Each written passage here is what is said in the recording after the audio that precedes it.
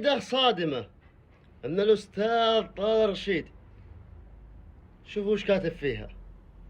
يقول لك الإدارة الحالية في نادي النصر مستمرة، والكلام اللي طلع قبل انهم راح يمشون من جميع الأخبار ما هي صحيحة.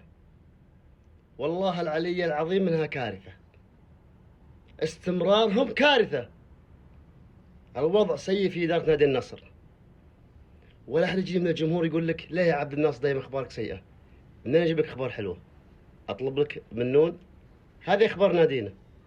الوضع سيء في نادينا، والله له واحد وله اثنين وله ثلاث وله أربع وله خمس من المصادر الموثوقة يقول لك أن الوضع في نادي النصر مطمن. لك الله يا نصر. اليوم طلعت أخبار من الموثوق سانتي أونا النصر قريب من التعاقد مع المدافع الكوري كيم اللي كان مع نابولي جابوا الدوري، والآن مع بايرن ميونخ. اللاعب كان مع نابولي مستواه جدا عالي، مع بايرن ميونخ سيء. واكبر دليل جمهور بايرن فرحان بخروجه. اللاعب يعاني من اصابات، اللاعب مستواه سيء مع بايرن ميونخ. انا ما ادري كيف اللي يبغى يتعاقد في نادي النصر يحط عيون على الاختيارات هذه.